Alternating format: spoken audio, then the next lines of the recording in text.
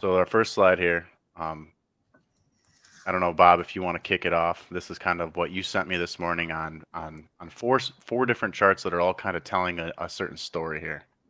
Yeah, and what I just wanted to tell everybody is I'm trying to expand at least what the the environment is of investment world right now. So you've got to look at a lot of indicators that have infected the market from when I primarily are watching the Fed, because the Fed dictates everything. And since COVID, they printed money.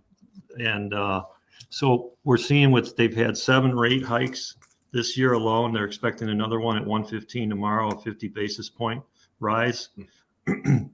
That'll be it for this year. And they're looking about 25 basis point rise in January. The inflation rate is still, up at 7.7%. Currently, the Fed funds rate are 3.75 to 4%. A year ago, the Fed stated they wanted the Fed funds rate, which is basically the rate that banks get charged from borrowing from the Federal Reserve. A year ago, they said they wanted it up to 3.85. So we're just approaching that range. And the other aspect that the Fed wants is unemployment. By these rate increases, they're trying to basically kill off jobs. And the unemployment rate is at 3.7%. They want it up to 4.5%. So those are some elements, the backdrop. So what's happening with the interest rate increases, the fastest rate in history. And in the mean of where rates have been historically, we're in the mean right now. But the point is, going from negative interest rates at the beginning of this year to where we are right now is too extreme. So all asset classes have to readjust their values based on the cost of money, because for the last 25 years, money's been cheap and it's been leveraged to the max. That's why you're seeing, ripples like FTX and, some of these other businesses that are non-banks. And we'll talk about that a little later. The assets, the liquidity is coming out of all these markets by what the Fed's doing. And so they want to have the economy crash to a point. And what's going to happen, I think, with this backdrop, we can discuss going forward. So go ahead, Mitch, with your next one. Sure.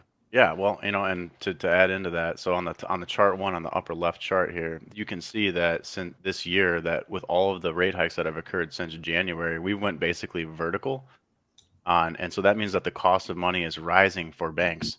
So the way this works at the highest level is that the International Bank of Settlements, the highest central banks, print money and lend money to small banks, and that's where you as a retail citizen goes in there and you get your interest rate from, but they're getting their interest rate from a bigger bank than them. So there's always a bigger fish, and the biggest fish is the Fed, and they're the ones that says we're going to raise the cost of money so that we can stop inflation, which means that they can stop prices from rising indefinitely. Because if you had a situation where prices went up forever, you'd never be able to afford food or gas or a house or anything because it would be out of your price range, right? So in theory, from the crypto world, we like that because we're like, oh, I want Bitcoin at $1 so I could watch it go to $100,000 one day. But in a world where that never retraced 85 and 95%, there was never an opportunity for the little fish to get in on that trade and make money themselves.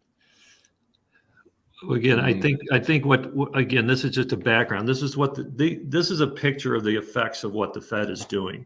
It went from, again, 2 lakhs of Fed easy money, and now all of a sudden they're slamming the brakes on. And I've said all along, and Mitch can vouch for me. You could see this coming. This was playing very much like 08, and I was through 08, and so there's a lot of similarities, but there's also similarities to the .com bubble in 2000. So it's kind of unique to, been personally involved in both of those events and seeing how this one is definitely different, but there are similarities. And at the end of the day, you got to know that it's just a matter of time before all this works out. That's what's happening now. They're trying to work out the excess in liquidity, and this stems from COVID and shutting the world economy down. You just can't, we were an on-time inventory. Whenever you went out to retail land, the inventory they had was just as amount they needed to supply their clients. But because they shut the world down, nobody had any backup, because when you put excess money in inventory, you're losing money on it. So everybody, that's what on-time inventory came about, efficiencies within the system. So, and that's what's funny, this chart here, and how Mitch was just stating how money starts at the Fed dictates money flow, but then you got a central bank involved. You got, these city banks and these big boys, then you got regional banks, and then it comes to us. How many markups do you think that money goes through? And especially now with the rate increases. So the amazing thing, I call this blockchain 101. The new technology, the blockchain technology, can eliminate all these middlemen. Think of that. And that's why I like Hex, and we'll talk about that another time. I'm not excited. I haven't been excited about the coin. I've been excited about what they're taking. They're competing against the banking system.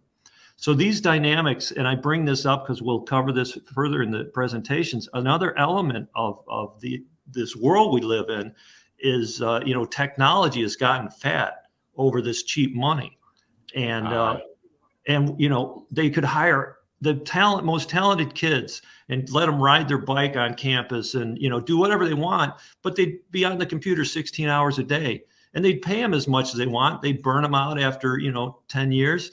The kids go rich, but the company benefits. And, there's a lot of dynamics that are going to change. And I think that's one sector that's going to see, it's gotten fat, just like everybody's gotten fat. We've got all this money sitting at home during COVID, and now you unlock the world economy. Everybody wants to, spend, and the logistics aren't there. So this is kind of my backdrop.